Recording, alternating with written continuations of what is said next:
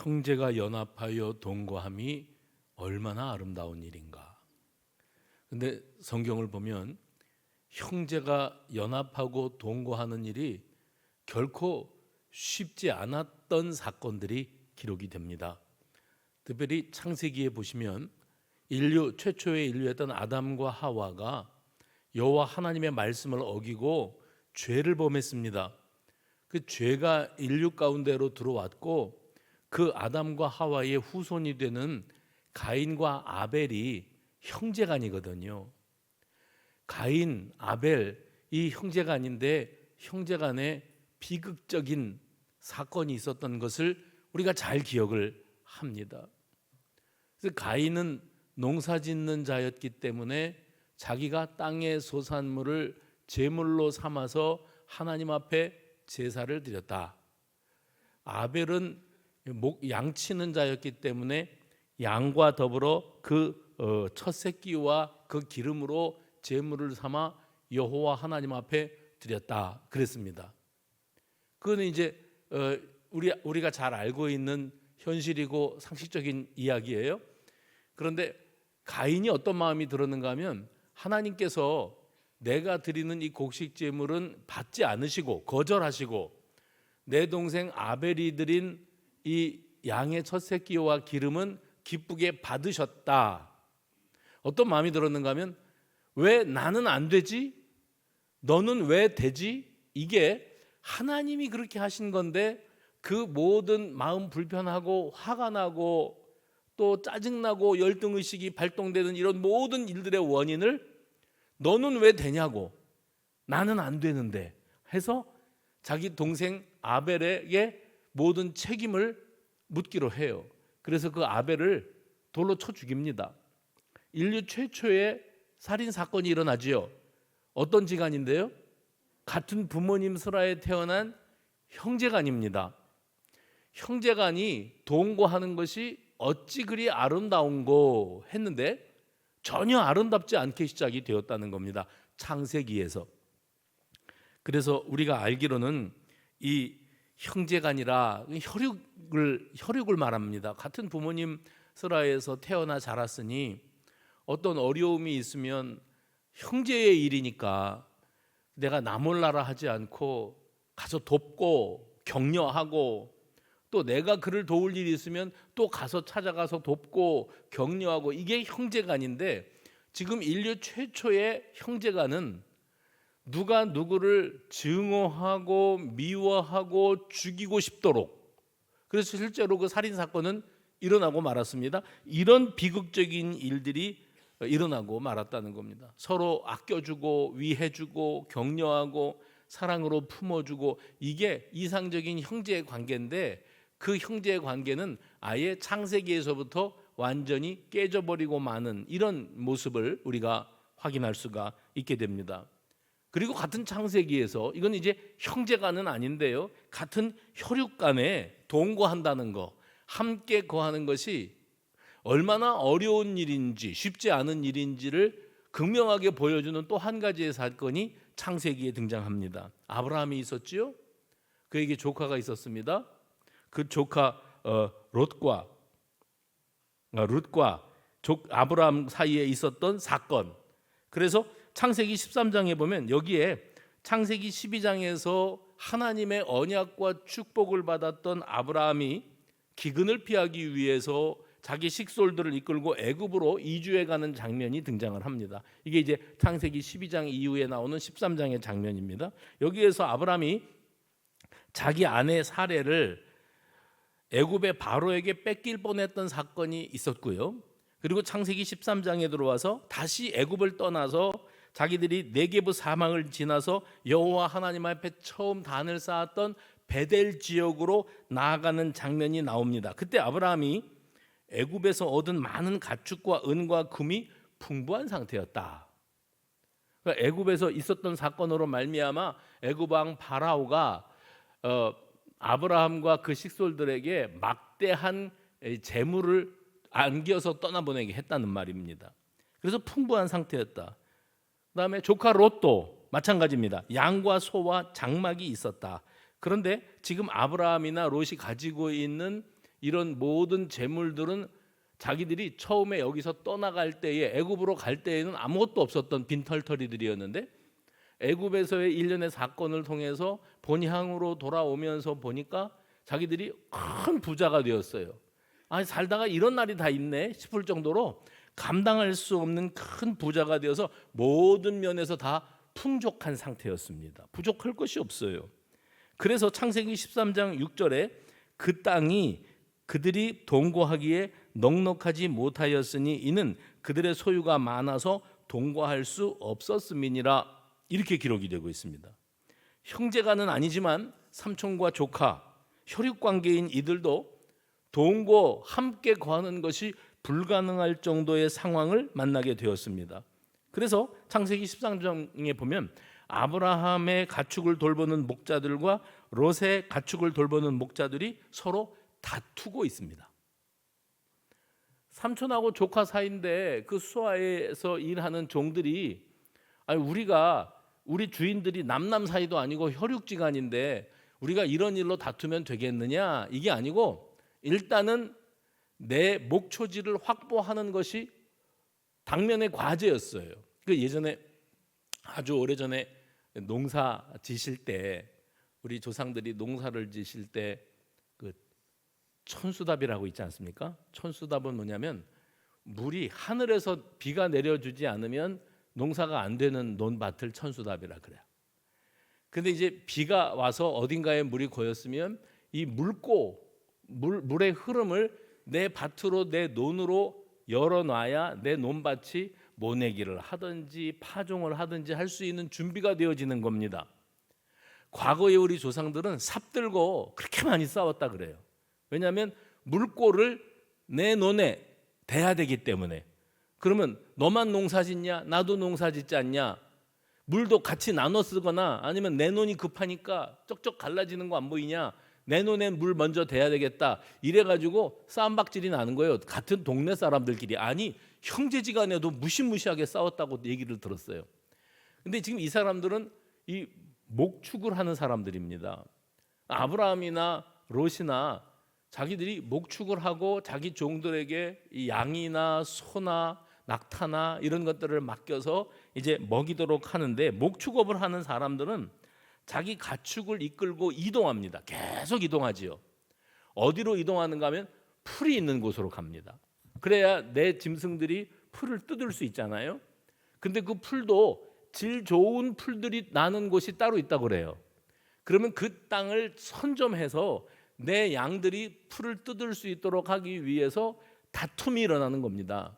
내가 먼저 왔다, 이게 네 땅이냐, 풀 나는 곳이면 다 같이 먹는 거지, 나눠 먹이는 거지, 이런 식으로 서로 경쟁하고 다투고 신경 날카로워지고. 왜냐하면 그때나 우리 시대나 나 손해 보는 거는 결코 용납이 되지가 않거든요. 다른 사람이 어떻게 되든지 간에 일단 나부터 먹고 살고 보자, 이런 마음들이 있지 않습니까? 그러니까 예전에 삽 들고 싸웠죠, 형제간에. 그러니까 이 목축업을 하는 사람들이 여기가 네 땅이냐, 네 땅도 아니고 우리 땅도 아닌데 먼저 와서 짐승들 풀어놓고 풀 뜯게 하는 사람이 임자지, 이런 식으로의 다툼이 계속 이어지고 있습니다. 그래서 이 양 한 마리가 없을 때는 사실은 다툴 일도 없었을 거예요. 애굽에 갔다 오면서 짐승들도 많이 늘어나고 재산도 식솔도 많이 늘어나다 보니까 이것을 건사하기 위해서 초지도 필요하고, 목초지요. 그리고 여러 인력도 필요하고, 많이 이런 문제들이 둘 다 아무것도 없으면 싸울 일도 없는데 재산이 증식되니까 이렇게 쟁탈전을 벌이고 있었다는 겁니다. 그래서 이 비좁은 지역에서 공존, 같이 살아간다는 것이 거의 불가능할 정도로 이런 상황을 맞닥뜨리게 되었어요. 이때 아브라함이 롯에게 이렇게 말하죠. 유명한 말입니다. 여러분 알고 계시죠? 우리는 한 친족이라. 친족이라는 건 뭐냐면 같은 조상의 후손으로 같은 핏줄이다. 한 형제가 아니고 가족이다. 그러니 너나 나나 내 목자나 네 목자나 서로 다투게 하지 말자. 내 앞에 온 땅이 있지 아니하냐? 나를 떠나가라. 내가 좌하면 내가 우하고 내가 우하면 나는 좌하리라. 굉장히 유명한 구절이고 뭐 성경을 평상시에 안 펴는 분들도 언젠가 들어본 적은 있는 구절입니다. 네가 좌하면 내가 우하고 네가 우하면 내가 좌하리라. 아브라함이 그런 소리를 했어요. 그러니 혈육이고 형제지간이고 같은 조상의 후손들인데 인간의 탐욕이라는 건 어느 정도인가 하면 그런 건 그다지 중요하지 않아요. 일단 내 몫을 챙기는 거, 나에게 유익이 되는 것을 확보하는 것, 여기에 집착을 하게 마련인데 이거 내 것을 확보하고 얻어내기 위해서는 불화, 전쟁입니다. 다툼을 피할 길이 없게 되어지는 겁니다. 좀 힘들고 어려워도 우리가 형제지간인데 우리가 남남이냐, 같은 조상 슬하에서 태어나 살아온 형제지간이고 혈육인데 서로 조금씩 양보하고, 그렇죠? 타협하고 함께 사는 길, 상생의 길을 찾는 것이 좋지 않겠느냐 하는 자세를 갖고 싶어도 좀처럼 그게 되어지지 않는 게 타락한 인생의 현실입니다. 이게 인생의 현실이에요. 지금 우리가 다 예수 그리스도의 대속의 피로 하나된 교회를 이루고 있는 줄로 믿습니다. 그런데 주님은 십자가 대속의 죽음을 통해서 성전의 휘장을 위에서부터 아래로 찢으시고 둘로 하나가 되기를 그렇게도 원하셨어요. 예수님의 대속의 죽음은 그거였어요. 유대인이나 이방인이나 남자나 여자나 가진 자나 못 가진 자나 어떤 차별도 없이 모두가 다 화합하고 화목하기를 그렇게도 원하셨는데 그 후로도 사람들은 각자 자기 입속 챙기기, 내 입장만 생각하기, 그래서 화합하고 화목하기보다는 이런 꼴 저런 꼴 보기 싫으니까 우리 그냥 갈라서고 말자, 안 보고 지내면 싸울 일도 없겠지. 아주 간편한 선택입니다. 그 현대인들의 삶 속에 이런 선택지가 너무 흔한 거예요. 이런저런 다툼과 불편한 감정들 하지 말고, 갖고 살지 말고 안 보고 지내면 된다. 그럼 헤어지자. 이런 경우들이 얼마나 많습니까? 이것이 현대교회 안에 일어나고 있는 비극 중에 하나입니다. 오늘 본문 시편 113편 본문은 성전에 올라가는 노래, 그리고 다윗의 시, 이렇게 제목이 붙어 있습니다. 그런데 저 좀 보세요. 시편 113편이 다윗의 시 이렇게 써 있으니까 우리는 얼마나 단순하고 순수한 사람들입니까? 다윗의 시라고 타이틀이 붙어 있으니까 이건 다윗이 썼구나. 신학자들이, 시편을 연구하는 신학자들이 시편 133편은 다윗의 시라는 타이틀이 붙어 있지만 다윗이 쓴 시가 아니고 다윗의 혈육, 다윗의 후손들 가운데 누가 쓴 시다. 이렇게 신학자들이 말을 하는데 거의 대부분의 학자들이 이 말에 동의합니다. 그러니까 단순하게 다윗의 시라고 그랬다고 이거 다윗이 직접 썼다고 여기지 않고 있다는 거예요. 신학을 연구하는 학자들이. 그거는 배경적인 그 설명을 들어보시면 이해가 되십니다. 왜냐하면 지금 이 시편 133편이 쓰여진 배경이 어떤 상황이었는가 하면 다윗이 왕이었던 시절에서 한참 뒤로 와요. 한참 뒤로 와서 분열 왕조 시대, 솔로몬 이후의 시대 아닙니까? 분열 왕조 시대에 북이스라엘과 남유다가 있었는데 북이스라엘은 아수르에 의해서 멸망을 당했습니다. 그리고 많은 사람들이 포로로 끌려갔어요. 그래서 북이스라엘에 남아있는 사람들, 전쟁에 패망하고 주요한 사람들은 끌려가고 흩어지고 그 도성에, 망한 도성에 남아있는 사람들을 바라보면서 남유다는 아직 망하지 않았어요. 이제 바벨론에 의해서 패망을 당하는데 남유다는 망하기 전이었고 북이스라엘은 이미 망한 상태였는데 남유다의 어떤 왕이, 주로 이제 학자들은 히스기야 왕이 아닐까 이렇게 생각들을 합니다. 남유다의 어떤 왕이 북이스라엘 나라의 멸망된 현실을 바라보고 그 땅에 남아있는 그 전쟁에서 패배의 쓴잔을 맛보고 죽지 못해 연명하며 하루하루 살아가는 동족, 그렇죠? 같은 야곱 이스라엘의 12지파들이 10지파 2지파로 나뉘어진 것 아닙니까? 자기들의 형제들이 이렇게 비극적인 상황을 맞이해서 그래서 어렵게 견디고 있는 모습을 보면서 아직 망하지 않은 남유다의 어떤 왕이 그들을 향해서 뭐라고 권면하는가 하면 우리가 다시 화합하자, 힘을 합하자. 그래서 한 곳에 함께 거주하면서 옛날 출애굽했을 때에 이스라엘의 12자손들이 12지파가 돼서 광야 생활을 하였던 것처럼 그때의 그 모습들을 우리가 회복하자. 그래서 우리가 남남 사이가 아니고 같은 아브라함의 후손들로 야곱의 자손들로 이렇게 살아온 사람들인데 어떻게 하다가 북이스라엘과 남유다가 나뉘었지만 너희 나라가 패망을 했어도 너희 남아있는 자들이 우리와 함께 살고 동거예요. 연합하고 힘을 모으면 우리가 하나님이 기뻐하시는 아름다운 이스라엘 나라를 건설할 수 있지 않겠느냐 하면서 민족의 대통합 해봅시다. 민족의 대통합 이것을 강조하고 또 제안하고 노래했던 시가 시편 133편이다. 이렇게 신학자들은 우리에게 가르쳐주고 있습니다.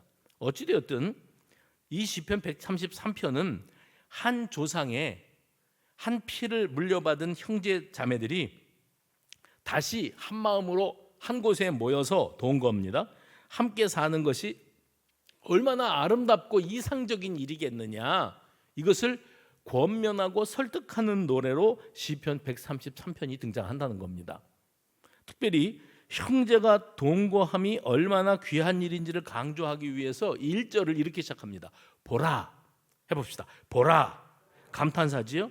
여러분도 짐작하시는 것처럼 고대 근동 사회는 부족 국가, 가족 단위로 형성되어 있는 그런 운명 공동체였습니다. 남남 사이가 아니에요. 모르는 관계가 아니에요. 지금도 왜 시골에 가면 집성촌이라는 게 있지 않습니까? 아무개씨 집성촌 그러면 그 마을에 가면 다 연결돼 있어요. 같은 성씨들이고 집안 내고 뭐 8촌이고 6촌이고 4촌이고 다 연결되어 있어서 아무개네 집 그러면 그건 누구네 누구의 몇째네 이렇게 다 연결되어 있어요. 마찬가지로 우리가 남남이 아니고 한 이스라엘 야곱의 후손들로서 이렇게 출애굽을 하는 그런 놀라운 은혜를 경험했던 운명 공동체가 아니었느냐. 그러므로 우리가 다시 연합하는 것, 둘로 나뉘었던 남북이 다시 연합하는 것은 가족 단위에서부터 시작되어질 때에 이것은 너무나 자연스럽고 당연한 일이라 이것을 강조하고 있습니다. 그리고 이 형제라는 관계가 단지 그냥 한 부모 밑에서 피를 나눈 형제 이것만에 국한된 것이 아니고 좀 더 넓은 범주 안에서의 운명 공동체 그것을 언급하느라고 형제. 우리가 생각하는 형제는 우리 형제들 있죠.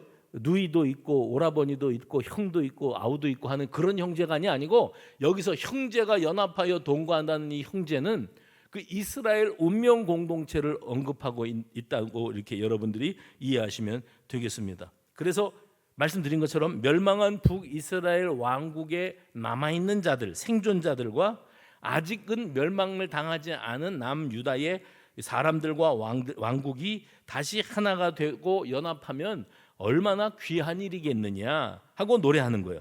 이것을 선하고 아름답다 이렇게 말하고 있습니다. 다양한 가치관과 삶의 방식을 가지고 살아가는 사람들 여기 많지 않습니까? 우리가 여기에 뭐 앉아 있는 사람들이 다 가치관이 달라요. 삶의 방식들이 다 다릅니다. 그런데 서로 간의 차이점, 너하고 나하고는 너무 다르구나. 생각하는 게 다르고 가치관이 다르구나. 그래서 우리는 화합, 연합하려고 해도 너무 달라서 이게 불가능해. 이렇게 하고 돌아설 것이 아니라 서로 간의 차이점을 다 내려놓고 함께 모이면 그러니까 화합을 이루어 나가기 위해서는 뭐가 중요하냐면 양보. 해볼까요? 양보. 화합을 이루려면 양보하고 조화로움이 있고 양보와 조화로움의 결단이 있어야 되는 거예요. 그러니까 여러분의 가정이나 여러분이 교회 안에서 봉사하고 헌신하는 이 그룹, 소그룹들 관계에서 우리가 화합하고 또 연합하고 분위기가 좋고 서로 힘 모아서 뭔가를 잘 이루어내고 하고 있다면 분명한 것은 여러분들 다가 그렇든지 그중에 한두 사람이 그렇든지 이걸 맞춰주기 위해서 어떻게 해준다고요? 맞춰주고, 이게 우리가 신앙생활 할 뿐만 아니라 사회생활을 하면서도 독선적인 사람들이 있어요. 다른 사람 말은 들어볼 것도 없어. 그냥 무조건 내가 하자는 대로 해야 돼. 그렇게 안 하면 난 안 해. 이러는 독선적인 사람이 있는가 하면 주변에 사람이 많은 사람들이 있어요. 여러분 주변에 사람이 많다는 건 뭘 뜻하는 거예요? 여러분이 원만한 성품을 가지고 있다는 거예요. 그건 무슨 말인가 하면 까칠하거나 삐딱하거나 뭐 쐐기 성격을 가진 게 아니라 그냥 좋게 좋게 이렇게 다 받아들여주고 이해해주고 그럴 수도 있지, 다 그런 거야 하면서 품어주면서 미소 지어가면서 조화로움을 이루어 가려고 하니까 이게 공동체가 유지되는 거지. 온 식구들이, 그런 식구들도 가끔 있다고는 들었어요. 온 식구들이 신경이 날카로워가지고 무슨 말만 하면 말꼬투리를 잡아갖고 싸우자고 덤벼들고, 그러면 아이고 그만하자 이게 아니라 너만 성깔 있냐, 나도 있다고 그러고선 또 한마디 하고 그 한마디가 비수가 돼가지고 말이면 말이면 다 하는 줄 아냐, 할 말이 있고 못할 말이 있지, 그러면서 또 하면은 내가 뭘 잘못했는데. 여러분 집안에서 혹시 이런 일이 일어나고 있으면 형제가 연합하여 동거함이 어찌 그리 아름다운 거에 그 말씀은 그 가정에는 적용이 안 되는 거예요. 그러니까 교회도 그렇고 가정도 그렇고 여전도회 남전도회 그렇고 소그룹 그렇고 다 누군가는 이 화합을 위해서, 조화로움을 위해서 양보, 참아주는 거예요. 그냥 그러려니 해주는 거예요. 그렇게 하면서 품고 가는 거예요. 그러니까 그 공동체가 유지되고 있는 거지. 다 똑같으면 어제도 결혼한다고 예비 신랑 신부가 인사하러 왔어요. 어제. 제가 이제 신앙생활들 똑바로 잘 할 것 그러면서 둘이 똑같으면 안 된다. 제가 그걸 얘기를 했어요. 왜냐하면 어차피 내가 주례는 아니니까 그냥 인사만 하러 왔어. 주례를 쓰면은 그 시간에 뭔가 잔소리를 할 텐데, 그러니까 제가 그 소리를 했어요. 둘이 똑같으면은 안 된다. 한 사람이 철이 없고 생각이 짧고 성깔이 뭐 같고 그러면 한 사람이 그걸 다 품어주고 해야 사랑이 유지가 되고 하지, 아웅다웅하고 싸우고 막 말 험하게 하고 그러면 오래가기 힘들다. 그래서 똑같으면 안 된다. 특별히 신앙생활이요. 신앙생활. 아침에 일어났는데 아유 늦었네, 준비하려면 시간 걸리겠네, 아유 오늘은 그냥 영상 예배로 때우자. 그래? 그러자. 그러면 둘 다 똑같은 거다. 어떻게 그렇게 신앙은 하향 평준화가 잘 됐는지 모르겠어. 그럴 때 니네 둘 중에 한 사람이 당장 일어나지 못해? 씻고 예배당 가서 예배 드려야지, 빨리 달려가자, 이러는 사람이 하나라도 있어야 된다. 그러니까 둘이 서로 쳐다보고 빙그레 웃더라고요. 걔네들은 좀 쉽지는 않은 것 같아요.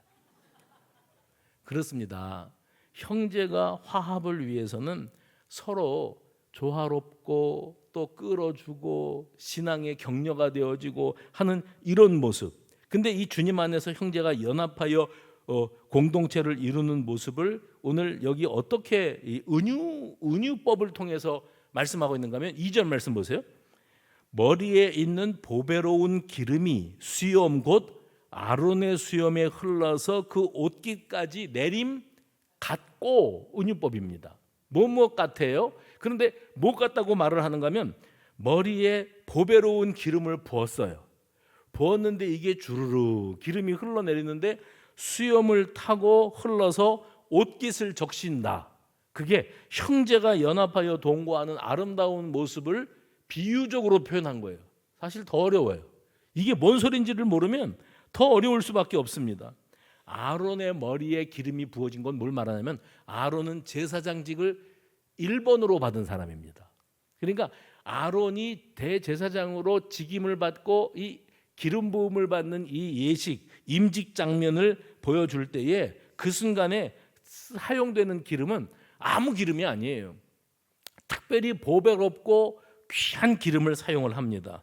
그래서 그 기름이 초대 제사장이었던 아론의 수염을 타고 옷깃으로 흘러내립니다. 이 은윤을 뭘 뜻하는가 하면 형제들이 동거해서 연합하는 아름답고 선한 일이 이루어지기 위해서는 반드시 대제사장의 중보 사역, 화목과 용서와 축복, 대제사장의 이 사역이 반드시 필요하다. 이것을 암시하고 있습니다. 지금 이 찬양시를 노래하는 시인은 아론이 살아있었던 광야 시절을 떠올리고 있습니다. 거기 출애굽한 이스라엘의 12지파, 이 형제들이 하나가 되어서 생사고락을 같이 하고 있었죠. 하나님이 내리시는 복을 그들은 누리고 살았습니다. 운명 공동체. 죽어도 같이 죽고 살아도 같이 살고.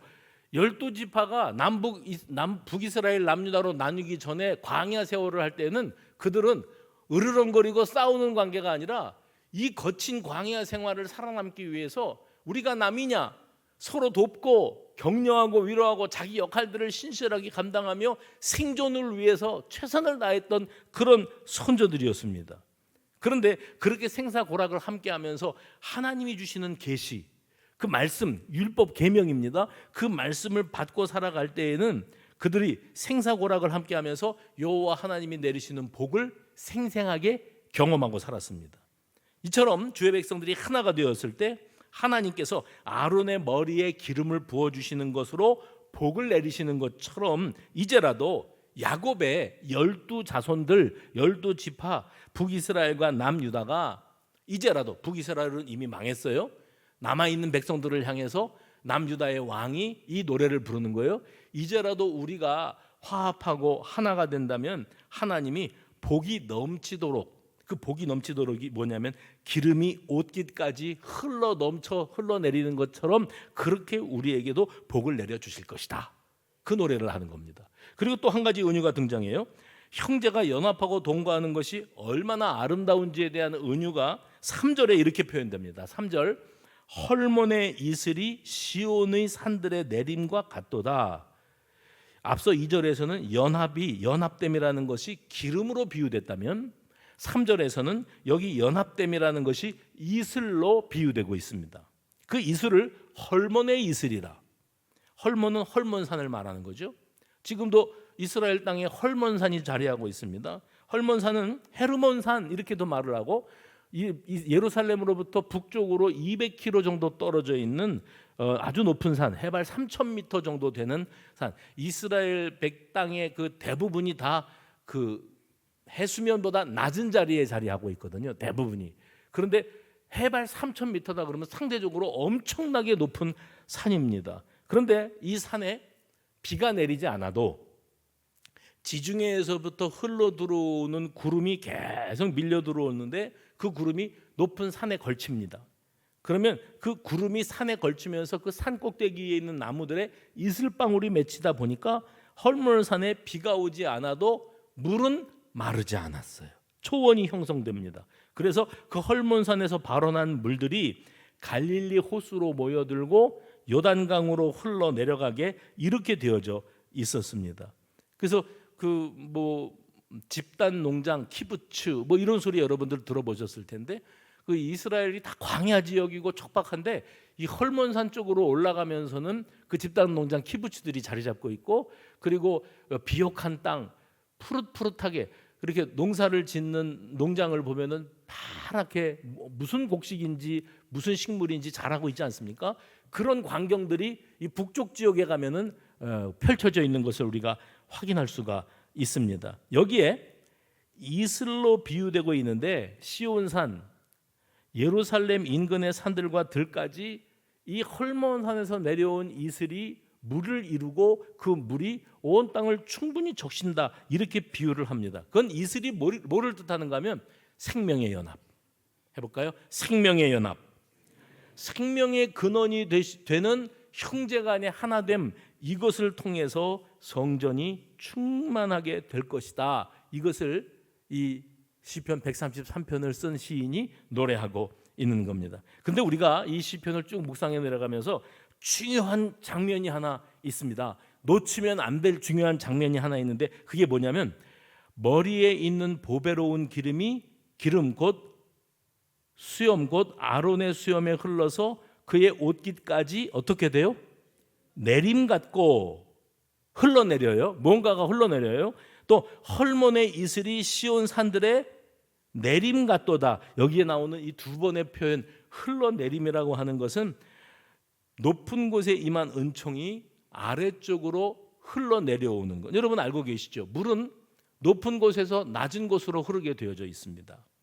그래서 이슬은 생명의 근원인데 그 생명의 근원이 높은 산에서부터 낮은 지역으로 흘러내리는 것과 같이 하늘 하나님이 우리를 위하여 준비해 놓으신 충만한 은혜와 복이 가장 낮은 자리에 있는 우리들을 향하여 흘러내리는 것으로 오늘 시인은 노래를 하고 있습니다.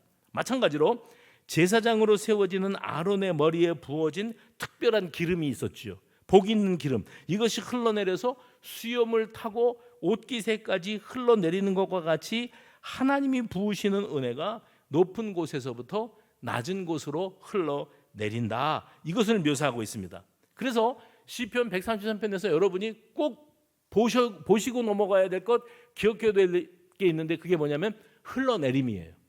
이 흘러내림의 이미지를 여러분이 꼭 붙드셔야 됩니다. 그리고 구약의 모든 말씀들이 가르쳐주고 있는 그 메시지, 구원자로 이 땅 위에 찾아오실 메시아이신 예수 그리스도, 그분을 상징하는 장면이 바로 이 흘러내림이라고 하는 메시지입니다. 왜요?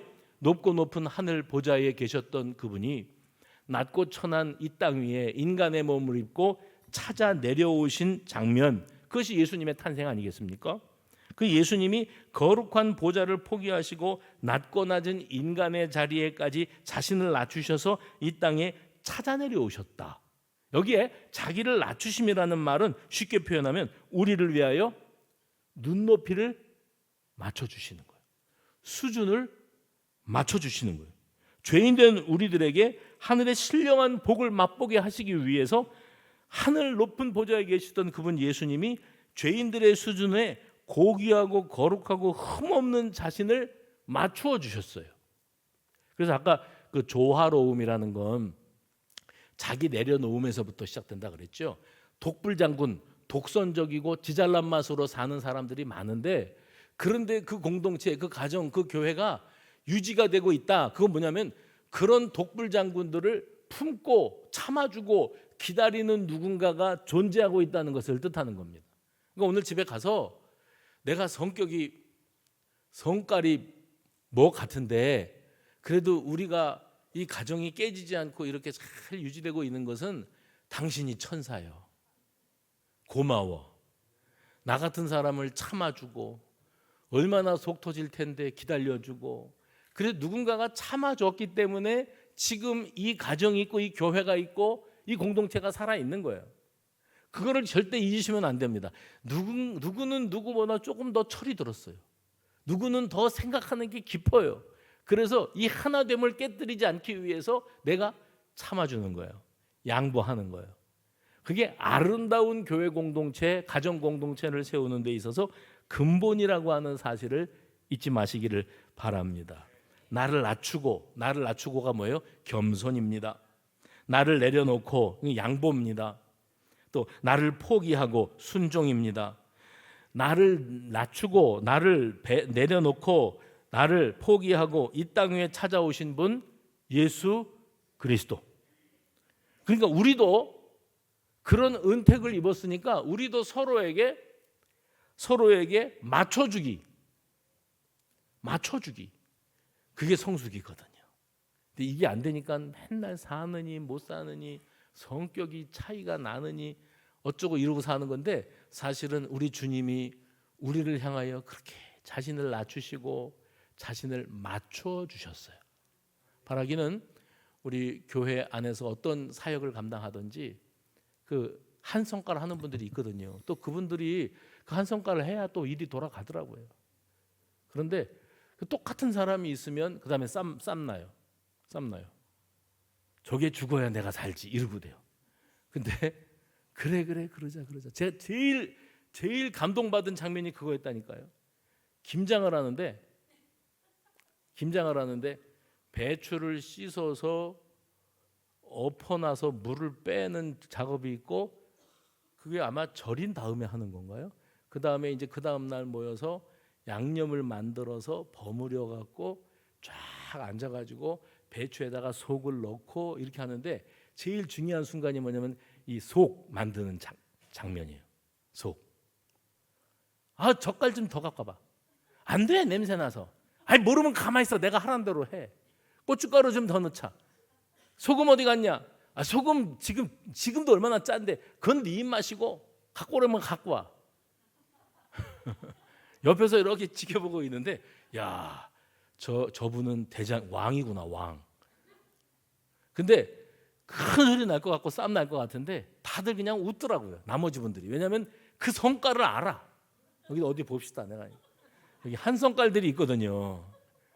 건드리면 큰일 나는 사람들이 있어요, 여기 지금.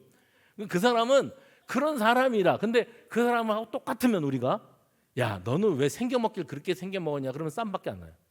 안 보면 그만이라. 근데 그냥 품는 거예요. 주님이 높고 높은 보좌를 버리시고 낮고 천한 우리들의 수준에 눈높이를 맞춰주셨던 것처럼, 아, 네가 딱 그 수준이구나, 그러면 내가 너한테 맞춰줄게 하면서 가니까 가정이 화목하고 교회가 평안한 거예요. 우리 교회는 좀 이렇게 참아주고 맞춰주는 사람들이 훨씬 더 많기를 간절히 소망합니다. 똑같은 사람들만 많아가지고 너만 입이냐 나도 입이다 이래가면서 싸움하지 말고, 신경전 하지 말고 우리에게로 자신을 낮추고 해봅시다. 자신을 낮추고 자신을 내려놓고 자신을 포기하고, 그겁니다. 그게 형제가 연합하고 동거하는 것의 가장 아름다운 모습이에요. 그래서 오늘 하고 다음 주 이제 남전도회 여전도회 총회들을 하신다는데, 그거 내가 솔직하게 얘기하는 거예요. 돌아가면서 하는 거예요. 돌아가면서. 누구는 회장 감이고 누구는 저 회원 감이라서 따로 하는 게 아니고 돌아가면서 한 번씩 봉사하는 거예요. 그리고 옆에 있는 사람들이 네가 할 때 얼마나 잘하나 보자. 그리고서 삐딱성 타는 게 아니라 내가 도와줄게. 해봅시다. 내가 도와줄게. 그리고 말로만 그러지 말고 실제로 도와줘야 돼요. 같이 도와줘서. 그래서 회장님이 훌륭하시니까 자꾸 이렇게 으쌰으쌰 높여줘가면서 일이 되게 만들어야 이 연합 공동체가 아름다움을 발할 수 있는 것이지, 세워놓고 흔들어. 우리 민족의 특성이 뭔지 아시죠? 올려놓고 흔들어. 남 잘 되는 꼴을 못 봐. 그래갖고 무슨 복을 받아요. 우리 모두는 다 하나님께서 우리에게 주신 이 선하고 아름다운 사명에 신실할 수 있게 되기를 간절히 소망합니다. 그래서 이러한 연합의 정점에 뭐가 있는 줄 아세요? 예배, 성도의 교제, 성령으로 충만했던 교회는 이 세상이 감당할 수 있는 교회의 하나됨이라고 하는 핵심 가치를 붙잡고 있었어요. 성령으로 충만하니까 하나 되었다. 사도행전 4장 32절, 믿는 무리가 한 마음과 한 뜻이 되어 모든 물건을 서로 통용하고 자기 재물을 조금 더 자기의 것이라 하는 이가 하나도 없더라. 사도들이 큰 권능으로 주 예수의 부활을 증언하니 무리가 큰 은혜를 받아 그 중에 가난한 사람이 없으니 이는 밭과 집이 있는 자는 팔아 그 판 것의 값을 가져다가 사도들의 말 앞에 두매 그들이 각 사람의 필요를 따라 나누어 줌이라. 아름답지 않습니까? 그런데 이 세상이 이런 모습들을 바라보면서 교회는 왜 그래? 어떻게 그럴 수 있어? 우리는 신발을 벗고 쫓아가도 흉내도 못 내겠는 걸 어떻게 너희들은 그렇게 살아갈 수 있어?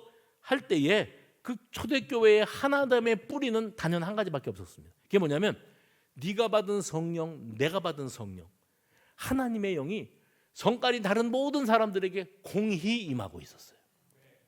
그러니까 성령으로 하나된 교회, 성령으로 하나된 가정을 이루었을 때, 한 분 성령님으로 충만한 상태에 있을 때 그들은 화합하는 일, 조화로움을 이루어가는 일에 어려움을 느끼지를 않았다. 모두가 큰 은혜를 받고 살았다. 그랬습니다. 오늘 3절 후반부에 보면 이렇게 되어 있습니다. 거기서 여호와께서 복을 명령하셨나니 곧 영생이로다. 여기에 나오는 이 거기가 어딘가, 이제 학자들이 또 연구하는 거예요. 거기는 어디를 말하나? 헐몬의 이슬이 내리는 시온 산들이 거기인가? 아론의 제사장이 기름 부음 받을 때 그 거룩한 기름이 수염을 타고 흘러내린 옷깃이 거긴가? 신학자들은 여기에 대해서 연구를 합니다. 그러다가 예루살렘 성전이 거기다 라고 말하기도 하고, 믿음의 형제들이 연합하고 동거하는 선하고 아름다운 교회 공동체가 바로 거기다, 이렇게 해석하기도 합니다. 결국 중요한 건 그 거기가 어디냐가 중요한 게 아니고 형제들이 모든 차이를 극복하고 모든 차이를 극복하고 성전에 계시는 주님 앞에 섰을 때 진정한 복을 누린다는 사실을 우리에게 강조하고 계시는 겁니다. 그들이 누리게 되는 복, 그들에게 약속된 복은 뭐라고 표현했어요? 맨 마지막 구절에 영생이로다. 헐몬산의 이슬이 온 세상에 생명을 공급해 주는 것처럼 이 교회 공동체 안에서 형제들이 연합해서 살아가는 모습들이 교회의 교회됨의 뿌리가 되는 줄로 믿으시기를 바랍니다. 그래서 찬양하잖아요. 교회가 교회되게, 예배를 예배되게, 교회는 교회되고 예배는 예배되게 하시는 분, 이 형제의 연합 정신을 통해서만 이 일이 가능하게 되어진다는 사실을 여러분 꼭 기억하시기를 바랍니다. 현대 교회는 개인주의가 팽배하고 있습니다. 그래서 예전에 오래전에 우리 믿음의 선조들, 교회를 사랑하고 섬겼던 이들은 자기의 사사로운 이득을 내려놓고 시간과 물질과 자기 젊음과 정성을 다 쏟아서 교회를 그렇게 받들었더랬어요. 근데 지금은 뭘 하자고 그래도 나 바빠, 나 시간 없어, 나는 안 돼, 나는 못해, 다른 사람 시켜. 지금 요맘때가 그 소리 나오는 때인 거 아시죠? 나는 못해, 지쳤어, 나도 내년에는 완전히 다 손 떼고 쉴겨. 그게 하나님 보실 때는 너 언제까지 이렇게 징징대고 살래? 언제까지 이렇게 징징대고 살래? 교회가 뭐냐?